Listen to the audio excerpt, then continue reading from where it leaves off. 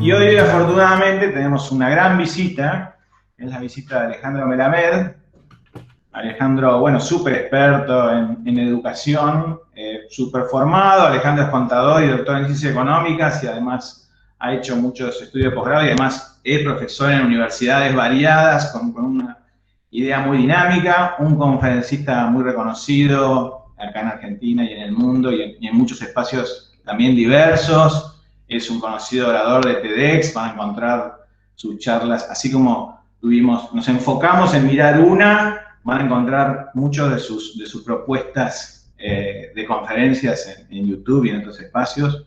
Y también tiene esta virtud que él se autollama, y me parece que es clarísimo, como un consultor disruptivo, alguien que sabe de los modelos, una cosa que nos tiene que ser muy relevante a nosotros como diseñadores y como gestores de proyectos, y trabaja mucho, y este es un poco el foco de lo que vamos a ver, como referente pensando en el futuro del trabajo, el lado humano de la transformación digital y el liderazgo, que también es el tema un poco de lo que estuvimos viendo. Bueno, Alejandro también escribió muchos libros, es consultor de muchas empresas, participa y es convocado habitualmente por los medios de comunicación y muchos de ustedes, espero, lo conocerán también por ser columnista en el programa Perro de la Calle, donde, digamos, es como su perfil de llegada a la juventud más permeable, ¿no? Bueno, y como en nuestro año lo hemos enfocado, diseño 3, diseño 4, diseño 1, diseño 2, en la idea del diseño como factor de transformación, creo que ahí tenemos una gran coincidencia, dado que Alejandro se la pasa reflexionando sobre la idea de transformar, y nosotros nos estamos enfocando en esto, en cómo el diseño es un dispositivo de transformación de la realidad y de transformarnos nosotros mismos, y bueno, creemos que no está para nada. Nos va a sumar un montón que Alejandro nos reflexione un poco sobre cómo se transforma en este contexto tan particular el contexto, el futuro, las competencias, el liderazgo, el cambio. Así que bueno, esto es mi presentación de bienvenida. Bienvenido, Alejandro. Bueno, gracias Diego, la verdad que me siento, digamos, se me agrandó la Ah, espalda, digamos, con todo lo que comentaste. Muchísimas gracias, para mí un gusto, un placer. Yo les voy a contar un secreto que es importante. Yo estoy rodeado de diseñadores. Mi esposa es diseñadora, mi hija es diseñadora, con lo cual tengo el tema del diseño como por ósmosis, ¿no? Yo obviamente delego en ellas todo lo que tenga que ver con diseño, pero todo lo que hago está como, le diría así, inmerso en temas que todo tiene que ver, no solamente con el fondo, sino también con las formas. Porque parte de lo que aprendí es que la forma comunica y mucho. Y lo primero que impacta es la forma, como vos presentas algo.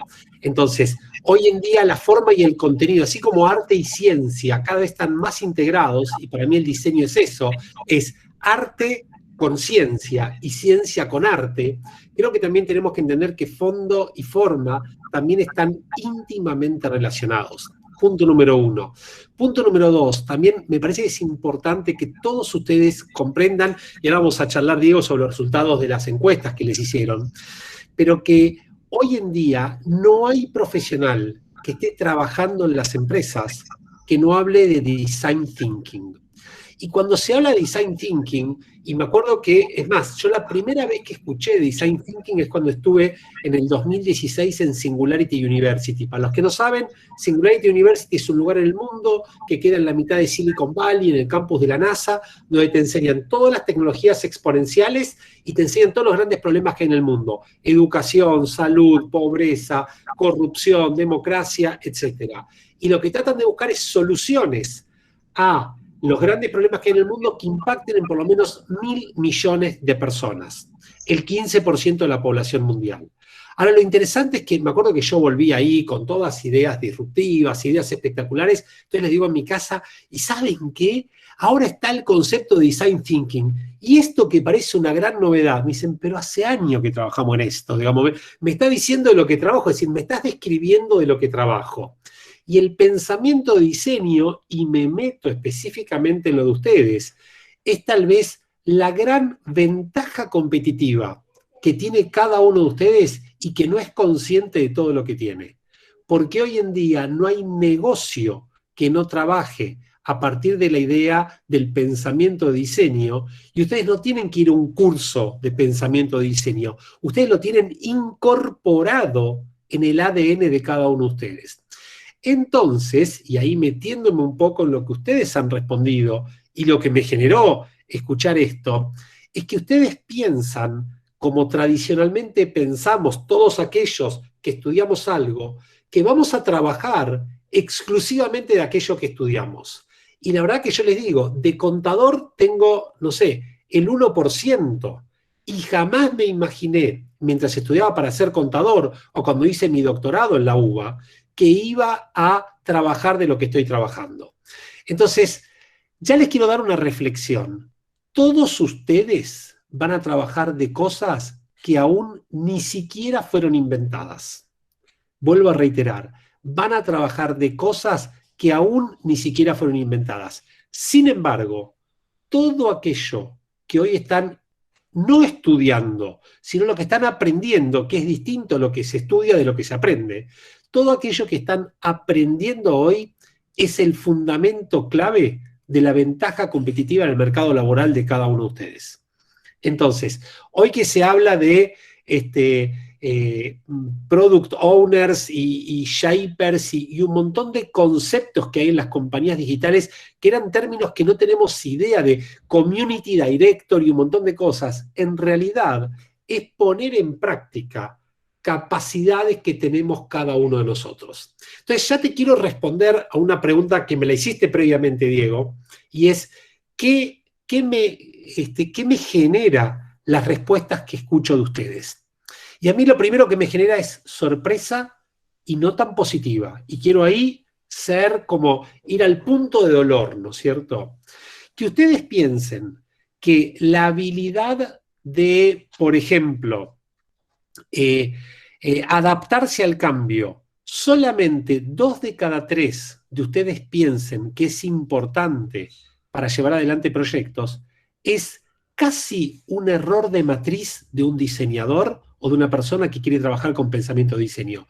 Porque justamente lo que tenemos que hacer es cambiar todo el tiempo. Estamos todo el tiempo en lo que llaman modo beta. Es decir, y este va a ser el gran tema, y lo escucho en casa todos los días esto, va el diseñador con su mejor proyecto y dicen, ¿sabes qué? Pero ya estaba. No, y una nueva revisión, y una nueva revisión, y una nueva revisión.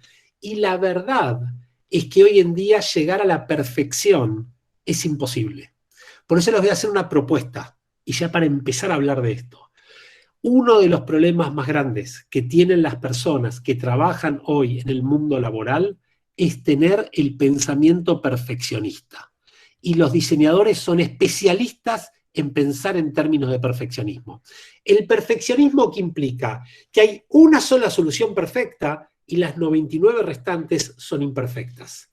El que piensa en términos perfeccionistas tiene un riesgo enorme, porque hay un 1% de probabilidades que esté bien y 99 que esté mal. Ahora, ¿qué es lo que sucede? El perfeccionista, si hace ese 1%, bueno, hizo lo que tenía que hacer. A diferencia del pensamiento perfeccionista, el pensamiento de excelencia es pensar en la mejor versión posible con la información y los recursos que tengo disponibles en ese momento. Y saber y ser conscientes que esto va a ser sujeto a mejoras constantes y permanentes, porque adquirís nueva información, porque adquirís nuevos recursos, porque cambió el contexto, porque cambiaron un montón de cosas. Les doy un ejemplo, pero que hoy lo aprendí y acaba de salir. Todos estamos en un Google Meet en este momento.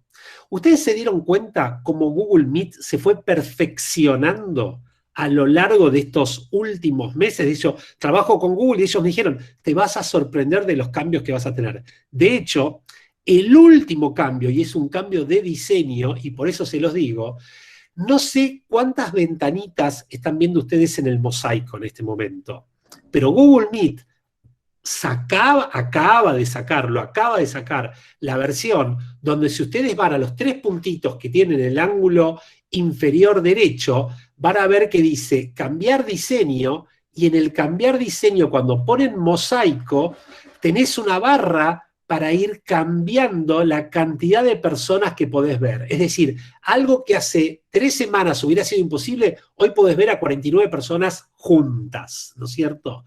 ¿Esto qué significa? Si ellos hubieran querido llegar a esta versión en el momento 1, nunca hubiéramos tenido Google Meet.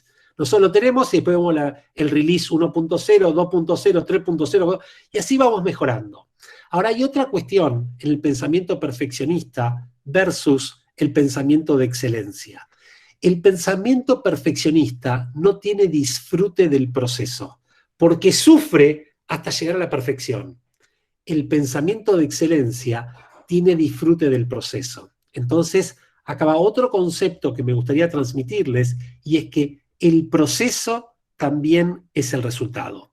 Y ahora, conectando algo que dijo Diego en mi presentación, no me pregunten por qué, pero de las profesiones que más escucha perros de la calle es la profesión de los diseñadores. Mi intuición es que es una profesión que suelen estar mucho tiempo sentados frente a la computadora y trabajando solos. Entonces necesitas escuchar otras voces para sentirte acompañado. Pero, digamos, nosotros medimos ahí el impacto del programa por la cantidad de conexiones que te llegan después, ¿no? La cantidad de comentarios, etcétera. Y algo que me parece a mí, y por eso a mí me sorprende cuando ustedes ponen de las habilidades, lo que no terminan de entender es que esa idea de que el diseñador trabaja solo en su escritorio frente a la computadora es una idea antigua. Hoy se trabaja a partir de la iteración con tu cliente, a partir del trabajo colaborativo, a partir de la integración de otras ideas. Por eso se habla, más que nunca, de lo que es la inteligencia colaborativa. ¿Qué es la inteligencia colaborativa? Es donde entre todos nosotros llegamos a un resultado que es muy superior a las contribuciones individuales. Tradicionalmente hablamos de la inteligencia colectiva. Bueno, somos acá un montón que estamos, somos 99. Miren que, fíjense, si hablamos de perfeccionismo, Su me dijo, van a ser 100 personas, son 99. Si hasta ahora podría decir incorrecto. En cualquier momento vamos, ella me dijo, van a ser 100 personas, ¿correcto? Increíble, increíble esto, ¿no? Pero la inteligencia colectiva es, ok, cada uno hace su aporte individual. La inteligencia colaborativa es que no es 1 más 1 más 1 más 1, es 1 por 2, por 3, por 4, y donde podemos llegar es algo realmente increíble. Bueno, esto lo pongo ahí para empezar a calentar motores y empezar, ¿saben qué? A que se sientan un poquito incómodos. Es decir, yo quiero acá incomodarlo, ¿no? No le vengo a decir, che, es perfecto lo que estás estudiando, lo que estás haciendo y perfecto. No, no. La disrupción implica tocarte los puntos de dolor para que diga, wow, no, me está impactando ¿no? Bien. Entonces, yo estoy en sus manos. Es decir, acá vamos a hacer lo siguiente. El design thinking lo que te dice es, el cliente es el rey. Y yo hago todo para satisfacer las necesidades del cliente. Yo lo que les voy a proponer es que todos ustedes hoy piensen que ustedes son 99 clientes que tienen un proveedor de este lado.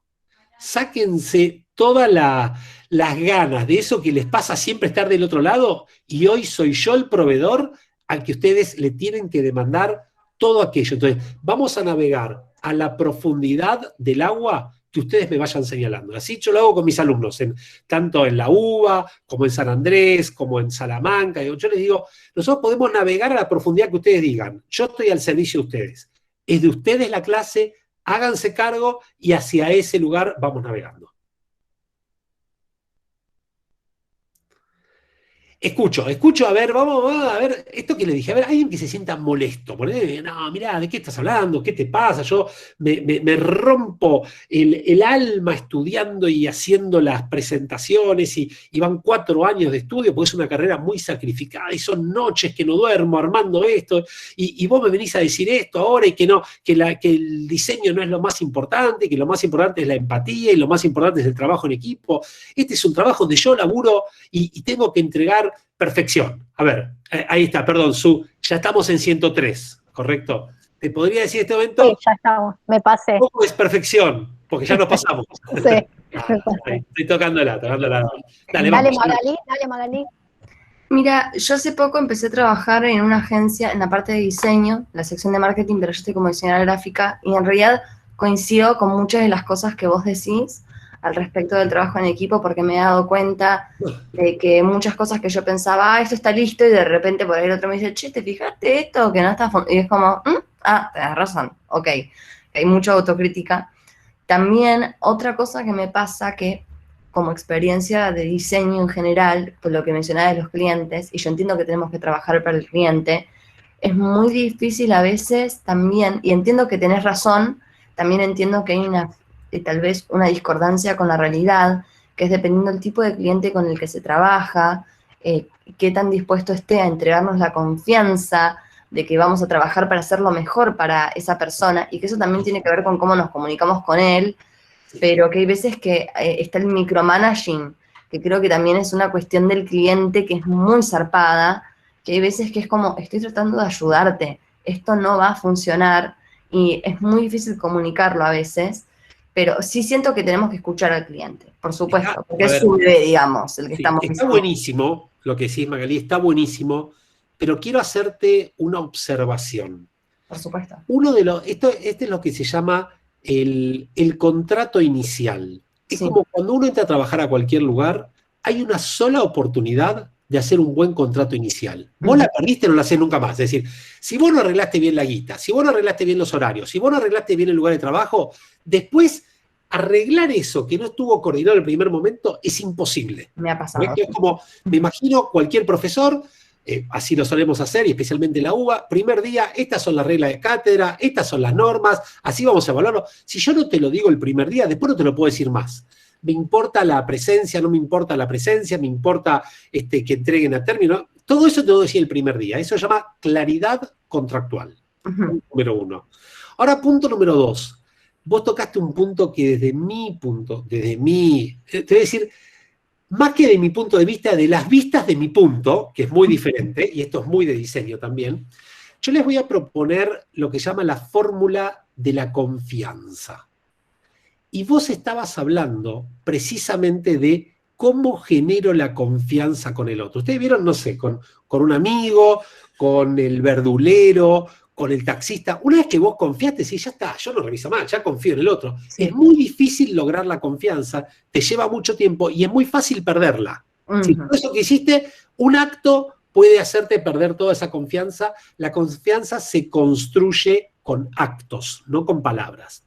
Entonces, ¿cuál es el objetivo de lo que les voy a dar ahora? Es lo que llama la fórmula de lo que en inglés se dice el Trusted Advisor. ¿Qué es un Trusted Advisor? Es el asesor confiable. Es el consultor que decís, ¿sabe qué? Yo confío. Es cuando vas al médico y decís, ¿sabes qué? Hago lo que me dice porque es el que sabe, pero porque confío en él, ¿no es cierto? Entonces, ¿cómo es la fórmula de la confianza? Y se lo pueden ir anotando porque es apenitas compleja, no es matemática cuántica, pero es un poquito compleja. Dice lo siguiente: confiabilidad por credibilidad, por cercanía, léase por cercanía, intimidad, dividido orientación a sí mismo. Hago la explicación de esto. ¿Qué es la confiabilidad? Hacer lo que dije que iba a hacer. ¿Cuál es el gran tema? Y voy a hablar específicamente con los diseñadores ahora. ¿Cuál es el gran problema? Pero me prometiste que me ibas a dar todo esto y me das solamente un borrador. Me prometiste que no sé para tardía y no llegaste. Es como, ¿vieron cuando uno tiene un plomero, un pintor, un arquitecto en la casa? Nunca te voy a decir, pero pará, a ver, el que es confiable te dice, te voy a dar esto, esto y esto tal día, y este día lo tenés ahí. Entonces, este es el primer objeto, ¿correcto? La confiabilidad. Lo segundo, que también es muy difícil, es la credibilidad. ¿Qué es la credibilidad? Sé de lo que estoy hablando. ¿Sabes qué? Soy probado. Te hablo con conocimiento de causa. Te hablo con autoridad. Entonces, cuando alguien habla con alguien creíble, dice, pará, este es el que sabe de esto, ¿y qué le voy a discutir? Si es el que sabe. Ahora, lo tercero tiene que ver con lo primero que mencionabas vos, Magalí, y es lo que llaman la cercanía o la intimidad. ¿Qué es esto? Es el desarrollar una relación, un vínculo cercano, abierto y de aceptación mutua. Y esto es muy difícil, porque vos necesitas que el tipo confía en vos, que seas creíble y que tengas un vínculo cercano. Ahora, esto es la parte de arriba. La parte de abajo de la fórmula te dice dividido orientación a sí mismo. ¿Qué es la orientación a sí mismo? Es la preocupación por las propias necesidades y no las necesidades del otro. Entonces, cuando vos estás preocupado solamente por vos mismo y no estás preocupado por el otro, por más que seas confiable, creíble y cercano, eso tiende a cero. Es una fórmula, cuanto más alto, más bajo es el resultado. Ahora, voy a darles un ejemplo típico, ¿no es cierto? Que me acuerdo en Coca había muchas peleas. Coca invertía millones y millones de dólares en publicidad. Y realmente ganaba todos los premios del mundo que te imagines de publicidad, del León de Cannes y todo lo que quieras. La pregunta que desde el negocio siempre le hacíamos a marketing es, ¿esto sirve para vender más o no sirve? ¿Qué veíamos nosotros respecto a esta fórmula? Que las agencias de publicidad no hacían las publicidades para vender más Coca-Cola, sino para demostrar lo creativos que eran, pero eso no impulsaban. No, porque es el brand no sé cuánto, y es el awareness, y es el mindset. Pará, flaco, ¿esto vende más o no vende más? No, pero es la marca, todo lo que quieras. Pero lo que nos dábamos cuenta es que muchas veces era lo que se llama un ecosystem en lugar de un ecosystem. ¿Qué es un ecosystem? Un sistema donde trato de demostrar lo inteligente y creativo que soy, en lugar de trabajar en un sistema donde es un ecosistema que todos nos complementamos interdependientemente entre todos. Y en diseño, permítanme decirles, y trabajo mucho con gente así me refiero a gente que tiene este background, ¿no? esta experiencia, hay mucha cuestión, es como, les voy a hacer una analogía, es como los periodistas, ¿no? El periodista lo que quiere es que salga su nota firmada y salga su foto, y ahí se siente que tiene todo, y la verdad que hay que pensar, ¿esta nota cambia realmente en el lector, impacta en algo? Entonces no es cuán lindo es, sino cuánto cumple el efecto que tiene que cumplir. Entonces, si vos ves, bueno, mirá, te das cuenta que, a ver si no me equivoco, digamos, la cartelería que se hizo para el Mundial 78 y la cartelería, o digamos, toda la señalética que se hizo en los aeropuertos, bueno, genera impacto, decir, wow, estás hablando. Ahora, si vos lo que haces es algo para demostrar todo lo creativo que sos, pero nadie entiende nada, no es que la gente es burra, es que vos no hiciste algo que el otro entienda. Claro. Ese es el pensamiento de diseño aplicado. Entonces, Magalí, lo que te diría a vos con todo lo que dijiste es, el primer paso de todo esto es, siento a mi cliente y tratamos de ver si vamos a poder trabajar en conjunto. Y yo, ¿qué es lo que visualizo? Que muchas veces se da por lo que llama contexto de obviedad. Y claro que nos vamos a entender. Y ya te entendí enseguida y yo ya te hago todo, en lugar de chequear, che, ¿esto es lo que querías? ¿Esto? Entonces esto es lo que en inglés llama el Service Level Agreement. Hacemos un acuerdo de el nivel de profundidad que estás queriendo. Y ahí cambia. Entonces, es lo mismo, fíjense, nosotros con Sue estuvimos hablando varias veces para chequear qué se esperaba de esta clase, de este encuentro, que no es una clase, ¿no es cierto? Entonces, ¿cuánto tiempo va a ser? ¿Y a qué hora va a ser? ¿Y cuánta gente? Es decir, porque una cosa es que yo me prepare para hacer, no sé, una mega presentación ante diseñadores, un mega PowerPoint de 500 slides, y la otra es decir, ¿sabes qué? Es una conversación con preguntas que van a hacer, y este es un proceso, bueno, es otra cosa, entonces ya entiendo a qué vengo. Ahora, si yo vengo a un lugar que no sé, bueno, son 100 personas de diseño tradicional, ¿cuánto? Ya sé lo que necesitan. En general, lo que yo visualizo es que mucha gente vinculada al diseño presupone lo que quiere el otro antes de preguntarle qué es lo que quiere el otro. Entonces, vuelvo a la encuesta y fíjate, Magalí, todo lo que desató.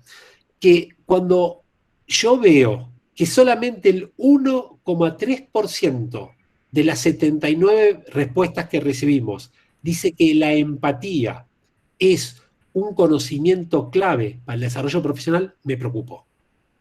Porque si vos no tenés empatía, todo el resto que tenés no te sirve para nada. No te sirve.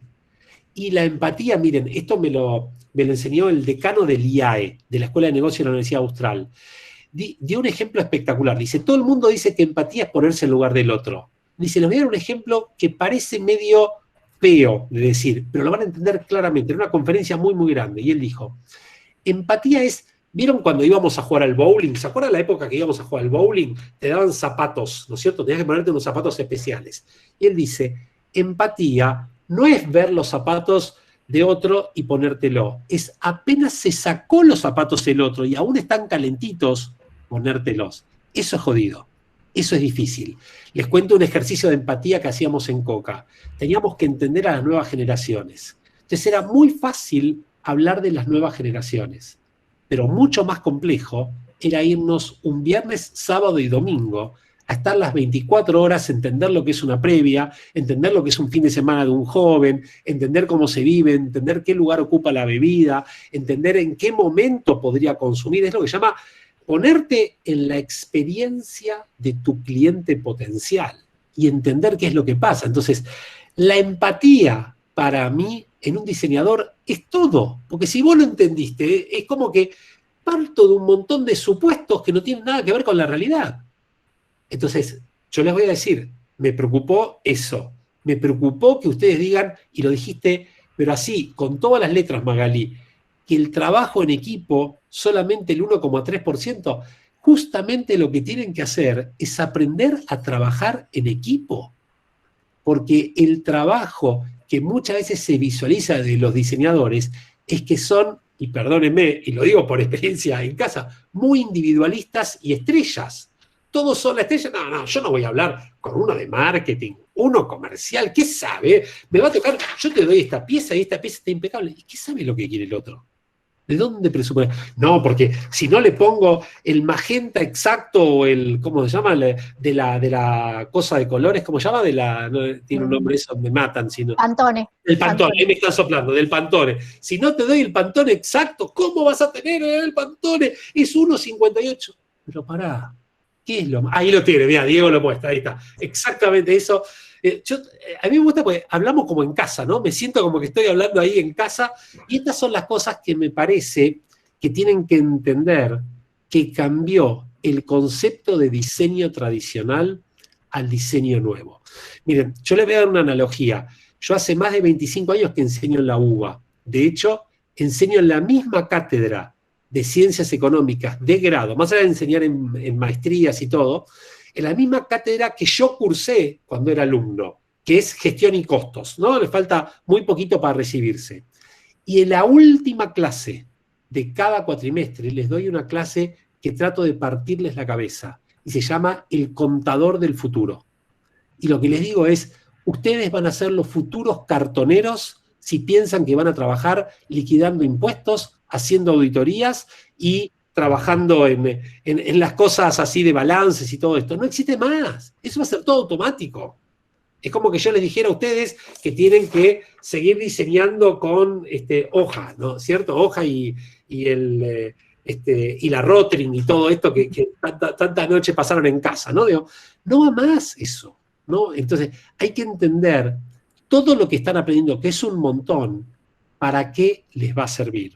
Entonces, tienen que entender que lo técnico es importante, pero es una condición necesaria, pero insuficiente para los desafíos que van a tener.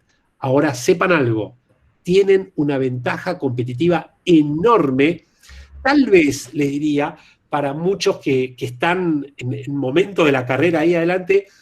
En innovación se dice, cuando algo sale demasiado temprano tampoco me sirve. Ustedes necesitarían que se hable del pensamiento de diseño dentro de 3 años, para que ustedes lleguen ahí con todas las herramientas, ¿no? Los que están disfrutando que se habla tanto de pensamiento de diseño son los que están en pleno florecimiento laboral. Bueno, habría que pensar de qué se va a hablar dentro de 3 o 4 años, qué es lo próximo que viene, qué es lo que tienen ustedes que va a ser lo que viene. ¿Mm? ¿Te puedo pedir un tip, ya que obviamente tenés súper clara? Porque el tipo de... Yo trabajo en una empresa y tenemos un sector comercial que está justamente constituido por personas más grandes que realmente no se manejan con redes.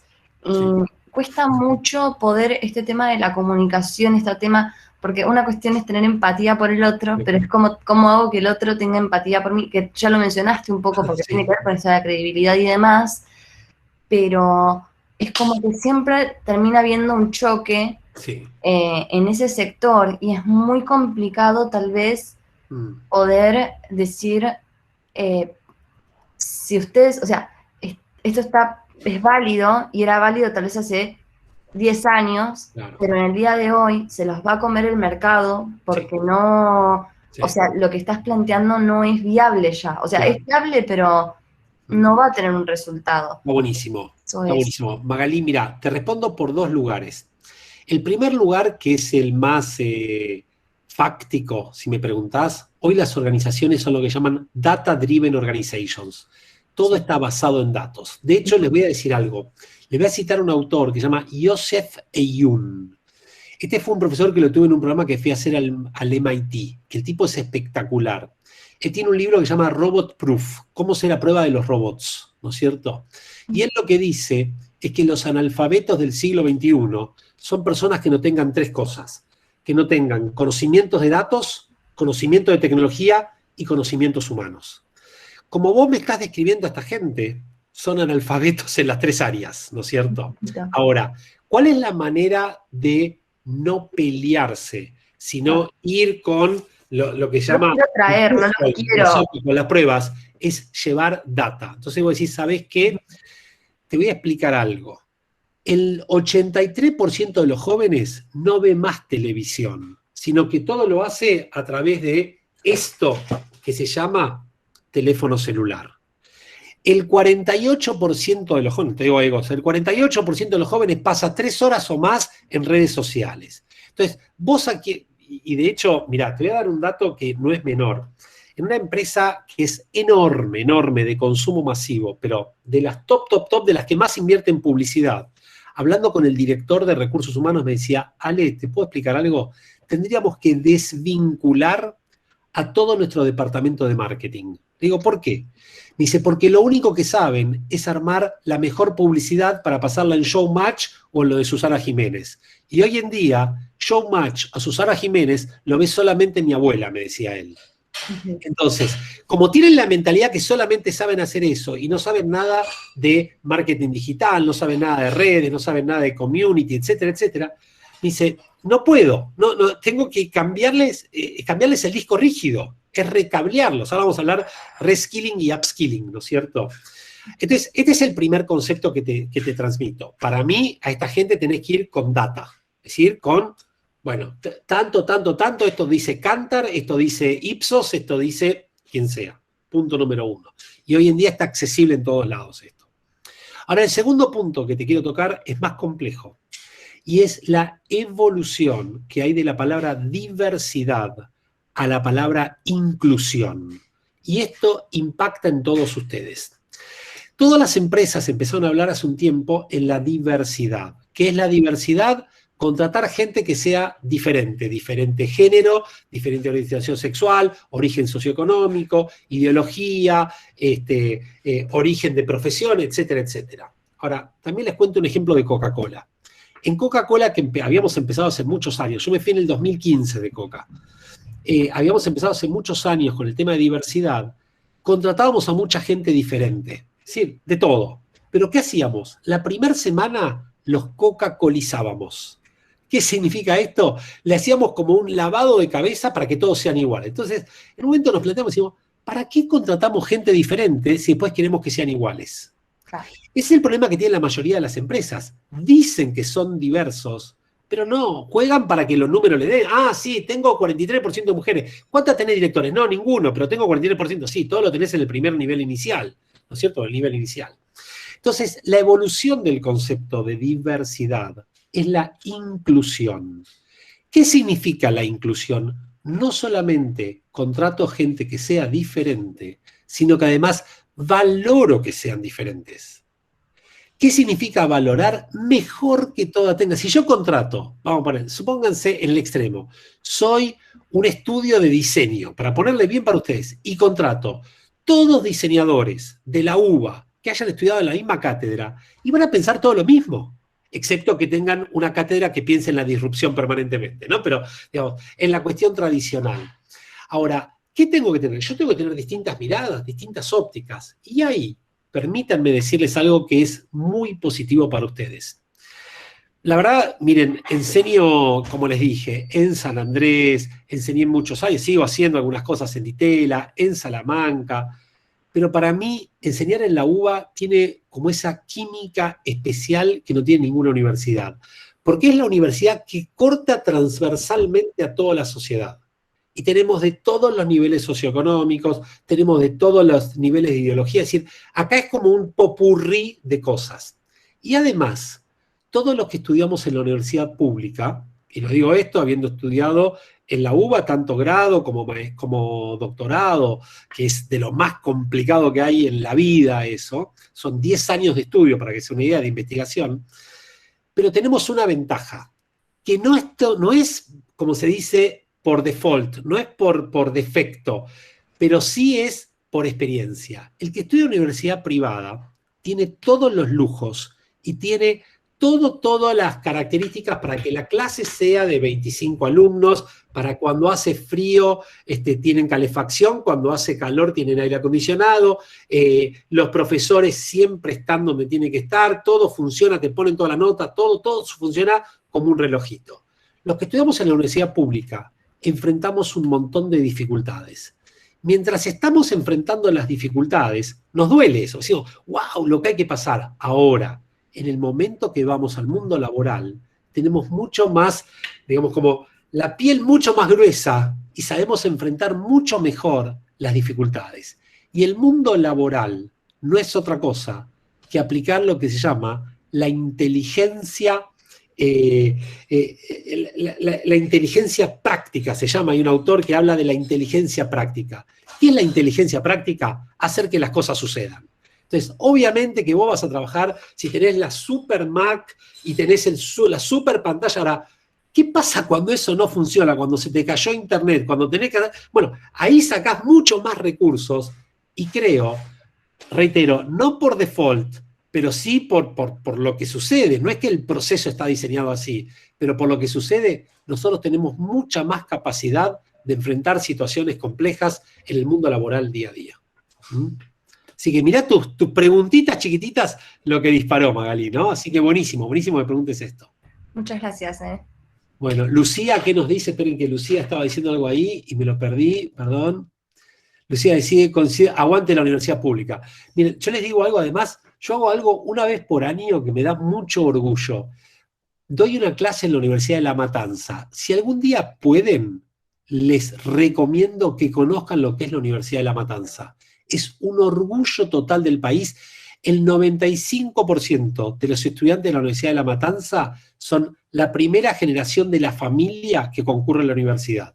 Está en el lugar tal vez más complicado y más vulnerable de la Argentina.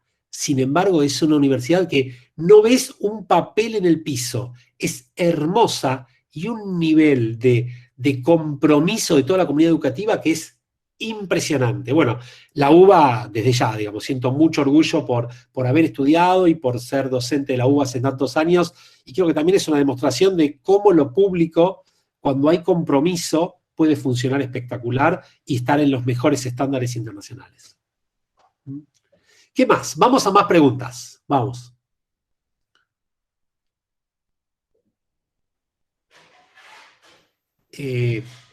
Algo que tiene... Dale, perdón, dale. ¿Cómo estás, Alejandro? Muy bueno, bien.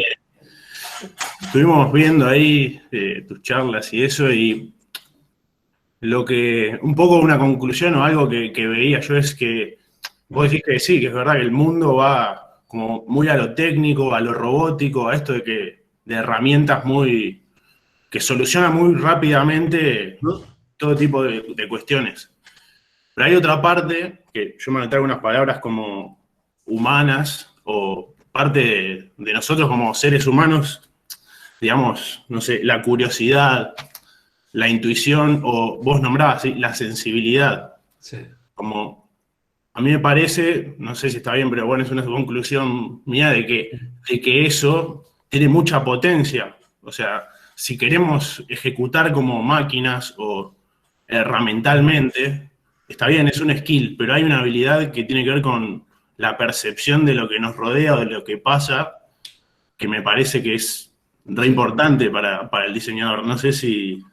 Coincido plenamente. Bien, les voy a contar un ejemplo. Google desarrolló una inteligencia artificial que les permite seleccionar talento en 30 segundos, lo que antes les demoraba tal vez un mes. Y es una inteligencia artificial que agarra todos los currículums y te elige los 3 mejores. Ahora, se empezaron a sorprender porque los mejores que salían eran siempre 3 hombres. Entonces, la respuesta fácil que fue, y claro, en tecnología no trabajan mujeres. Se pusieron a investigar un poquito más en detalle. ¿Qué es lo que había sucedido? Las personas que habían diseñado esa inteligencia artificial eran hombres. Como eran hombres, tenían los sesgos masculinos. Como tenían los sesgos masculinos, las conclusiones a las cuales llegaba esa inteligencia artificial era de sesgos masculinos y terminaba eligiendo a los hombres. ¿Por qué te digo esto? Porque toda inteligencia artificial está diseñada por un humano. Entonces, lo que se viene hoy, y esto es de lo último que salió, de hecho escribí hace muy poquito de esto, es lo que se llama la inteligencia aumentada. Es una teoría que la sacó Garry Kasparov, el ajedrecista, junto con un profesor. ¿Y ellos qué dicen? Muchos dicen, es lo que se llama la angustia de los robots. El robot me va a afanar mi laburo. El día que yo le diga a una máquina, le digo, ¿sabes qué? Quiero hacer un logo que tenga 3 colores, que impacte, y te lo hace solo. Entonces, puede ser. Ahora, ¿quién le puso todo el conocimiento a esa inteligencia artificial para que te haga esto? Entonces, ¿cuál es la combinatoria que hoy se da? La inteligencia aumentada, lean IA3, es igual a inteligencia auténtica, la inteligencia humana, IA1, por IA2, que es la inteligencia artificial. Entonces, lo que se viene es lo que se denomina la era de la cobotización.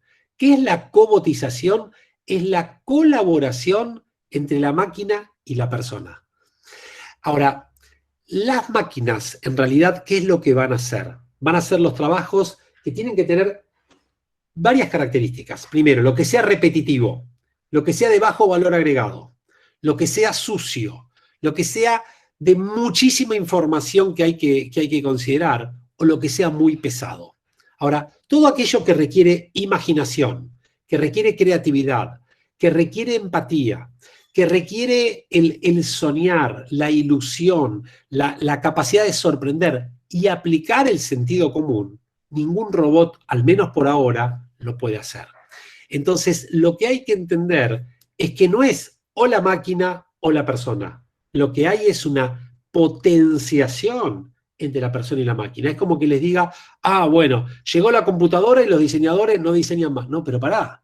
Lo que hace el diseñador es reemplazar lo que hacía en la hoja, lo que hacía en el tablero, lo que hacía en el tablero, hacerlo ahora en la computadora.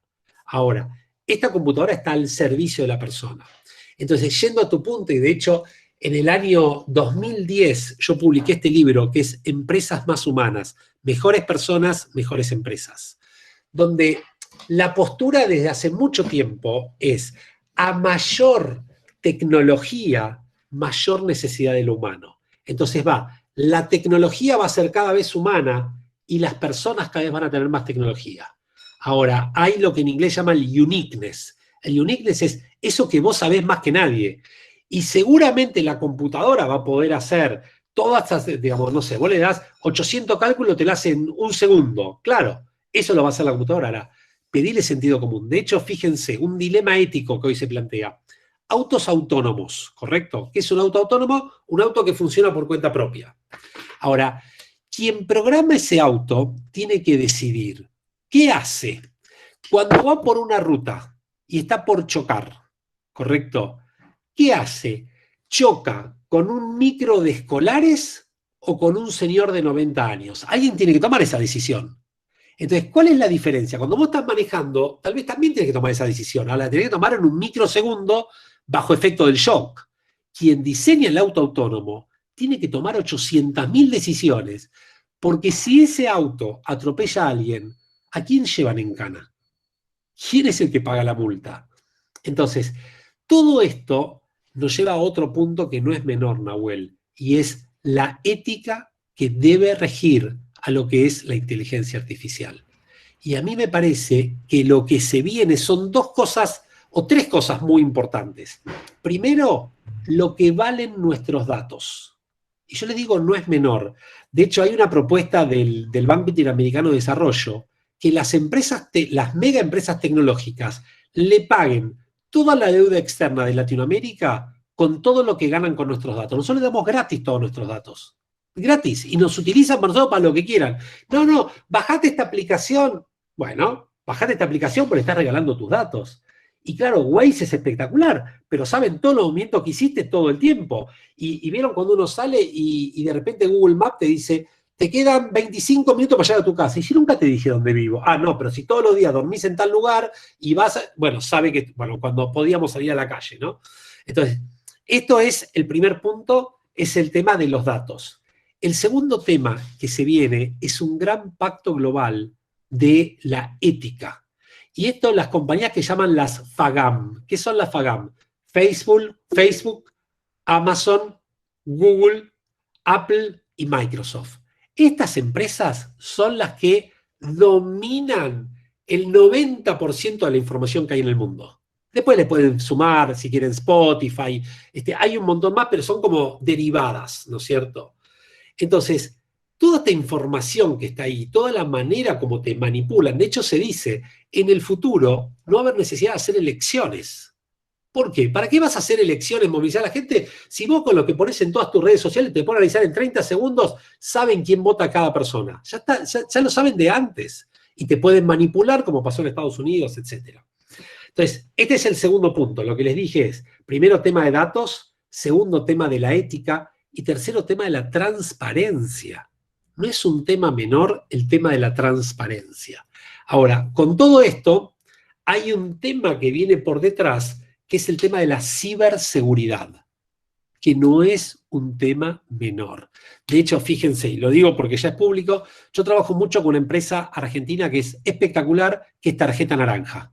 Es genial, que es un lindo caso de diseño porque pasaron de ser tarjeta naranja a ser naranja, y ahora son naranja X y acaban de lanzar el nuevo logo, mírenlo porque está buenísima la evolución, ¿no? Y ellos tuvieron un tema enorme hace exactamente 2 semanas. Un día, un poquito antes, a las 19:20 horas, un lunes, les hackean la página de Tarjeta Naranja y cualquier persona que entraba, en Naranja X en realidad de esa hora, cualquier persona que entraba te derivaba a 200 páginas pornográficas. Ustedes saben el problema enorme que tuvieron ahí, y ahí se dieron cuenta lo vulnerable que son, y durante 40 minutos estaban como frisados, no sabían qué hacer hasta que bajaron todo y, bueno, imagínense lo que se armó ahí.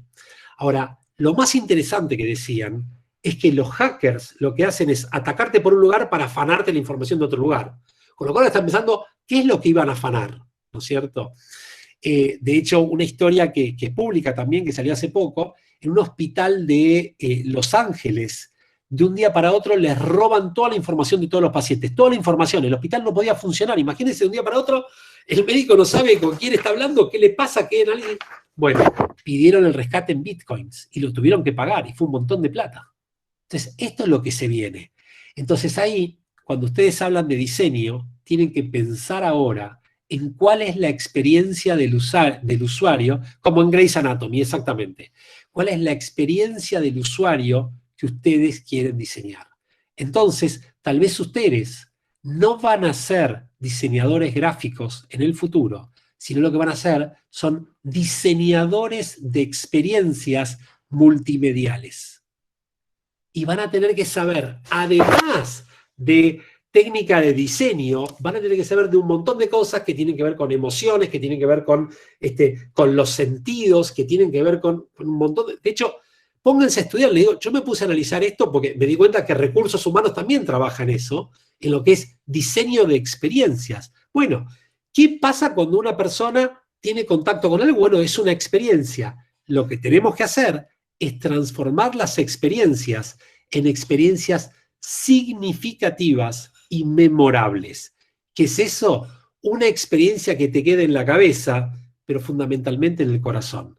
Yo le digo, acordate de los mejores profesores del secundario. En este momento, rápidamente, vos te vas a acordar de los mejores y de los peores. Todo el resto del medio no pasa. Entonces, una ley clave del marketing. Si sos uno más, sos uno menos. Entonces, el pedido de ustedes es, traten de ser uno diferente. Traten de ser los diseñadores que tienen esas herramientas que nadie tiene. Tenemos 5 minutos más. Escuchemos más preguntas. Yo no tengo una pregunta, pero algo para contribuir sobre lo que estabas diciendo. Pero si alguien tiene una pregunta, que la haga, porque... Dale, Sí, genial. Alejandro, ¿cómo estás? Hola, César.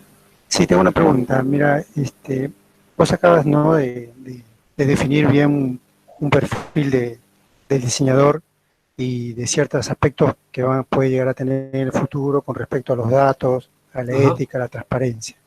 ¿Cómo ves a las instituciones, ya que vos sos docente, buenísimo. instituciones privadas, instituciones estatales, en Sí. qué situación se puede encontrar la Universidad de Buenos Aires formando a futuros diseñadores, ¿no?, con un reciente cambio programático, curricular? Seguro. Mirá, yo te voy a decir, te lo voy a responder de otra manera, con lo que llaman las curvas del cambio. La tecnología tiene una curva de cambio exponencial. Las personas cambiamos un poco más atrás. Las organizaciones un poco más atrás y las leyes muchísimo más atrás. Te lo digo con un ejemplo muy simple. Hasta el 18 de marzo del 2020, lo que llaman las empresas de plataformas o de delivery, se estaba discutiendo si eran legales o ilegales. El 20 de marzo del 2020 pasaron a ser esenciales. Esa es la exponencialidad del cambio. ¿Qué me parece a mí? A ver, a mí me pasa algo. Yo les digo con mis clases. Yo tengo muchos profesores que me dicen, no, mira, el año pasado di y doy lo mismo, o hace 2 años di lo mismo, o hace 5 años. A mí me pasa que todas las semanas tengo que cambiar. De hecho, yo te digo, un problema que tienen en general las universidades tiene que ver con que justamente el armar currículums te demora, o currícula de carrera, te demora mucho tiempo. Ahora, cuando terminaste de armar, ya te quedó obsoleto. Este mismo profesor Joseph Youn dijo algo que a mí me impactó muchísimo. Él dijo, toda la enseñanza a nivel global tiene un problema muy grande. Los alumnos no estudian para aprender, estudian para aprobar los exámenes. Y si aprobás el examen, a la semana que aprobaste el examen, te olvidás el 50% de lo que teóricamente habías aprendido. Con lo cual, él lo que decía, volviendo al tema de las experiencias, es que más que enseñar con el método que tenemos habituado nosotros, tenemos que generar experiencias significativas. Entonces, supónganse, y no sé cómo en este momento estarán tomando los exámenes, y no estoy para juzgar eso, pero imagínense que hoy dice, bueno, tengo que hacer una presentación que tenga esto. Y dicen, ¿sabes qué? Hace algo. En lugar de hacer esto, vas a investigar quiénes son las mejores empresas en el mundo que hicieron un cambio de imagen. ¿Y qué es lo que hicieron? Y vas a entrevistar a cada uno. Y vas a traer todos los autores en los cuales se basaron. Y vas a ver cómo impactó. Y vos decís, ¿sabes qué? Eso no me lo olvido más. Y ahí aprendí en serio. Entonces, yo les cuento, miren, yo tengo una cátedra en San Andrés en la maestría de recursos humanos, que es la última materia. Y lo que hacemos es, digamos, es un ateneo de prácticas de recursos humanos. Durante todo el año tienen que investigar. Pero en la primera clase les digo algo, ustedes me van a enseñar a mí. Y los alumnos, no, pero danos para qué habla el examen. Le digo, no, acá no hay exámenes. Acá hay no, pero, ¿cómo? ¿Qué es tú? No. Vos tenés que buscar la bibliografía. Vos tenés que ir a buscar las empresas. Yo te voy a dar un método para hacerlo. Se enloquecen los chicos. Y están terminando la maestría. Porque dicen, no, pero... Y al final terminan agradeciendo un montón. Pero creo que estamos acostumbrados, todos, estamos como encorsetados de lo que significa estudiar en una universidad. Me salgo de la uva de diseño, es decir, hagan de cuenta que estamos hablando en general. Lo que se visualiza es que las universidades son instituciones del siglo XIX con docentes del siglo XX y con alumnos del siglo XXI. En general, las universidades en el mundo. Entonces, hoy lo que sucede es que los alumnos saben más que los docentes. Entonces, ¿qué te vengo a enseñar? Y ahí se genera como el cambio de paradigma, quién aprende y quién enseña. Esto es lo que tenemos que tener en cuenta. Entonces, la invitación provocativa que quiero hacerles es, no esperes del otro que te dé todo. Vos tenés que, digamos, pero como romperte la cabeza para ver qué es lo que pasa. Miren, les cuento algo bastante triste al respecto, y de San Andrés, ¿no? Me llega una comunicación el otro día de la enorme preocupación que hay en la universidad por el crecimiento exponencial de copias y plagios que hubo en el último año. Claro, como todos salimos a enseñar por Zoom o por Meet o por cualquiera de estos sistemas, no se dieron cuenta de los riesgos éticos que ocurre con esto y cómo los alumnos tienen tendencia a copiarse o que otro le haga el examen. Entonces, hay una preocupación enorme porque se van a recibir un montón de alumnos que por el método tradicional no aprobaron ellos los exámenes, sino quisieron que otro le haga el trabajo para que ellos aprueben los exámenes, ¿no es cierto? Pusieron otra persona, vos ponés acá y ponés, yo soy, no sé, alguien que tiene ahí la F, y pongo otra persona a hacer el examen, uy, no manda la cámara, ¿y quién te controla ahí? Bueno, hay una preocupación enorme por esto, enorme, enorme. Para mí tiene que ver con que el sistema educativo, es decir, yo creo que tiene que ser al revés, el alumno tiene que estar apasionado, y sé que soy un utópico, tiene que estar apasionado por querer aprender, porque yo les digo, están invirtiendo un montón de tiempo en esto, entonces no lo hagas para cumplir, es decir, realmente, ¿qué es lo que necesitas? Para mí esto va a cambiar el día que te exijan en un trabajo, no el título profesional, sino que vos tengas que demostrar lo que realmente sabés. Y ahí cambia todo. Entonces, no me importa, ¿sabés o no sabés? Una pregunta más. Gracias. Sé que estoy tocando ahí, y ustedes dicen, pero un jueves, 3 de junio, me venís a hablar esto a esta altura de la carrera, ¿por qué no? Bueno, la idea, ustedes querían disrupción, esto es disrupción. Es tocarte en la fibra, wow, ¿no? Digamos, no. Dale, una más. Yo quería comentarte acerca... Dale. No, que pase, yo ya pregunté. Mira, era un poco sobre el tema que estás mencionando. Tengo una observación que vengo hace rato pensando. Yo hace 2 o 3 años arranqué como mi propio emprendimiento de autogestivo de un estudio de diseño, y como que me fui dando cuenta a los golpes, ¿no? De cómo, por ahí va a sonar un poco polémico o fuerte lo que voy a decir, pero cómo la universidad, además de formarnos como profesionales, nos sigue como formando como empleados. Es buenísimo lo que planteas. Es buenísimo. Entonces, lo que planteas, no, o sea, a nivel autogestivo, como que tenés que no sé, golpearte un montón, aprender a los golpes a nivel de cómo armar un contrato, cómo armar una presentación. Sos el gerente general de tu empresa, y sos gerente de marketing, gerente financiero, gerente de compras, gerente comercial, todo. A ver, respuesta que te doy. Coincido plenamente. Hay un modelo mental, así como mi hijo es economista, y él me decía, la facultad te forma para que seas economista, para que trabajes en el Estado. Ese es el concepto, o para que haga investigación. No hay un concepto de economía aplicada al día a día. Y en económicas también pasa lo mismo, te forman como para que trabajes de contador haciendo esto. Yo creo, les voy a decir algo, ¿en cuántas clases ustedes aprendieron de empatía? ¿En cuántas clases ustedes aprendieron de gestión de proyectos? ¿En cuántas clases ustedes aprendieron de trabajo en equipo? ¿En cuántas clases ustedes aprendieron de liderazgo? Es decir, la realidad es que hay que repensar, para mí, todo el sistema educativo, pero voy a ser más disruptivo. El problema que tenemos es que nosotros decidimos una carrera profesional cuando tenemos 17 años y tenemos un montón de dudas.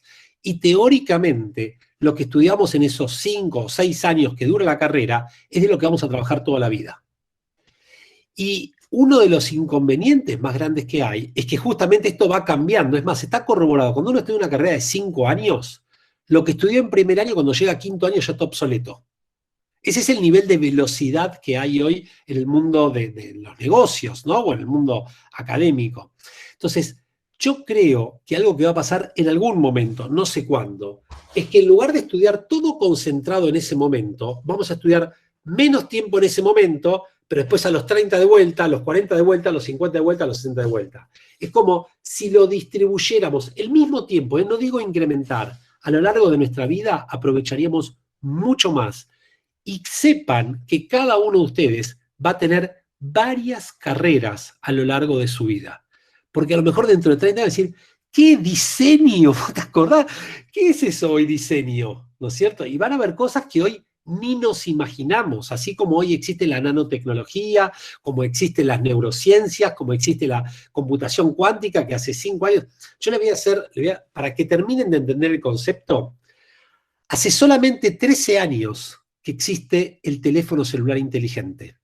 Hace 14 años, cualquiera de nosotros para mandar un mensaje tenía que apretar varias veces una tecla para que se escriba una letra. Y ese texto que hacíamos lo enviábamos y nos cobraban por mandar cada texto. Ninguno de nosotros hubiera pensado que iba a tener un teléfono donde iba a leer el diario, donde iba a pagar el banco, donde iba a tener un Waze, donde iba a tener todas las cosas que tenemos. Entonces, lo que va a suceder no tenemos idea. Y nuestro modelo mental no nos permite porque es como que son otros paradigmas. Ahora lo que viene es apasionante. Sepan que lo que viene es apasionante. Ahora lo último que quiero decirles es lo siguiente. ¿Cuánto tiempo demoramos en instalar una aplicación en nuestro teléfono? 30 segundos, 45 segundos, más o menos dependiendo de la velocidad del teléfono. Eso es todo el tiempo que demoramos en ponerlo. Ahora, ¿cuánto tiempo demoramos en deletear, en anular una aplicación de nuestro teléfono? 3 segundos. Pones la cruz y después te dice, ¿estás seguro? Sí, boom, y ahí lo sacaste. Eso es la vigencia que podemos tener. Si nosotros no nos estamos reinventando todo el tiempo, estamos sujetos a que el día que el otro empiece a revisar las aplicaciones y dice, esta no la uso, boom, afuera. Quedé fuera de mercado. Es como, game over, chau, estás afuera. No quiero terminar con una mirada pesimista, todo por el contrario. Lo que quiero decirles es que me parece que ustedes han elegido una profesión que es apasionante, que han elegido una profesión que tiene mucho de pasión, que tiene mucho de compromiso, que tiene mucho de amor propio. Es una profesión donde están rindiendo examen todo el tiempo, porque no es el contador que dentro de 2 años te presenta el balance. Ustedes, cada entrega, están demostrando quiénes son. Ahora, lo que se viene en el mundo de ustedes es que todo esto que es precioso que tienen, van a tener que complementarlo con un montón de otras cosas. ¿Cómo se llama esto técnicamente? Se llama el upskilling, que significa, con las habilidades que tengo que adicionarle otras cosas para poder brindar un servicio de excelencia. Y en algunos casos se llama el reskilling. ¿Qué es el reskilling? Es el reciclaje profesional. Con lo cual, no tengo idea de qué van a trabajar ustedes. Lo que sí tengo la certeza y la convicción que todo esto que están haciendo les va a servir un montón, porque hagan lo que hagan, van a utilizar el pensamiento de diseño para entender al cliente, para tener un criterio estético, para tener una lógica de trabajo y para tener un sentido de excelencia absoluta en cada cosa que hagan. Como siempre digo, en mi casa no hay una cena que te sirven los platos así, sino cada plato que te sirven tiene la comida expuesta de tal manera, la combinación de colores y todo, que vos decís, estoy teniendo una obra de arte, no estoy comiendo un plato de comida. Esto es aplicar el pensamiento de diseño a cualquier actividad que uno realice en su vida. Bueno, genial, Alejandro. Recompongo 2 cosas sobre la base de una enorme planteo de disrupción que me parece genial, ¿no? El primero que pongo, que es un poco algo que puse ahí en el chat, que es que la disrupción también está en esto mismo que estamos haciendo ahora. Claro. Salirnos de nuestro proyecto, salirnos de la tipografía y entender que la clase de hoy es esto. O sea, es salir. Es hacer upskilling y darse cuenta que estamos diseñando escuchándote. Y reflexionando y pensando y rompiendo nuestros paradigmas. Buenísimo. Y después me gustó mucho, totalmente abierto, y me parece genial que sea abierto, que no tiene ninguna respuesta más que dejarnos pensando, la idea de que por un lado hiciste una balanza entre respuestas donde viste una especie como de pensamiento de diseño de los estudiantes conservador con cosas que no, Pero por otro lado, montones de cosas que sí, ¿sí? Como que hay habilidades que son súper para el futuro y otras que hay que disciplinarse en empezar a romper, a empezar a dejar. Bueno, no sé la respuesta de esto, pero sí o sí ponerlo en la mesa y empezar a balancear, ¿no? Imaginar. Totalmente. Y ¿sabés qué, Diego? Ahí, mucho más difícil que aprender es desaprender. Y eso es lo más jodido, porque, es decir, tenemos nuestra memoria ocupada con cuestiones que tenemos que quitarlas y que tenemos que, es como decía Lelutier, suéltame pasado, ¿no? Entonces, ¿cómo hago? ¿De qué me sirve acordarme el teléfono, el número de teléfono fijo de un compañero de escuela primaria que no lo voy a usar para nada, ¿no es cierto? Entonces, estas son las cosas que a mí me parece que hay que desaprender, no sé, tiro una. Corel no se debe usar más, ¿no? Corel Draw. No. Pero no, tengo el programa de Corel porque si alguna vez lo necesito, tiralo. Hoy en día hay que ir con la mochila liviana. Mochila liviana significa, esto lo dice Yuval Harari, que es el autor de referencia, profesor de la Universidad de Jerusalén, número 1 del mundo, ¿no? Dice, hay que ir con la mochila bien liviana porque te cambian los planes en cualquier momento.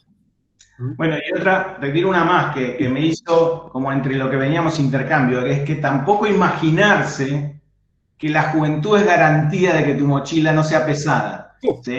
Al contrario. En la actualidad no quiere decir que no estés siendo muy conservador en algunas cosas. Sí. Esto con respecto a lo que decía Magalí, ¿no es cierto? No es que el joven es el tecnológico y el menos joven es menos tecnológico. Esto depende del modelo mental, independientemente de la edad que tengas. Coincido plenamente. Eso es lo que se llama diversidad etaria, ¿no? Diversidad e inclusión etaria y de modelos mentales. Yo les digo una cosa, para que no se queden cómodos, ¿no? No porque no critiquen, me parece perfecto que critiquen a otra generación, pero que no se queden cómodos con que le alcance con ser jóvenes.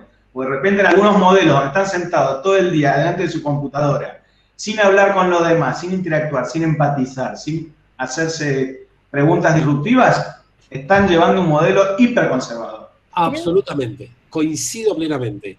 Creo que un ejemplo de eso es Wolco, que tiene la cátedra de diseño audiovisual, que es Transmedia, que Wolco no sé cuántos años tiene, pero es un señor bastante mayor, y que de repente el flaco nos tiró que hiciéramos TikToks, y que tuviéramos que analizar cómo se hace una pieza para TikTok, y yo no había agarrado TikTok, porque para mí ya eso era más allá de mi edad, ¿viste? Es como ya estoy más cerca de los 30 que otra cosa, no agarré TikTok. Y fue como... Me agarró totalmente fuera de esquema mental, pero me parece que tiene mucho que ver con lo que hablan ustedes, que eso tiene que ver con que no importa la edad que tengas, es mantenerte buscando, ¿no? Y vivo con lo que está pasando. Totalmente, sí. Totalmente de acuerdo. Criticate a vos misma también, ¿eh? Sí. Criticate a vos misma también. Sí, claro. Yo fue como un, bueno, tengo que tomarlo. Bien, y ahí dice algo Ítalo que, solamente para cerrar con esto, le pusieron una llamada de 7 horas. Yo te digo, digamos, si ustedes me aseguran que el que estaba 7 horas sentado prestó atención, le doy un premio. Nadie puede prestar atención. Creo que hoy uno de los problemas es lo que se llama la economía de la atención. ¿A qué le prestamos atención? Y sepan que todo lo que hacen compite contra Netflix, compite contra un montón de cosas que están ahí presentes. No les robo ni un minuto más. Les agradezco enormemente. Para mí fue un regalo poder haber hablado con ustedes.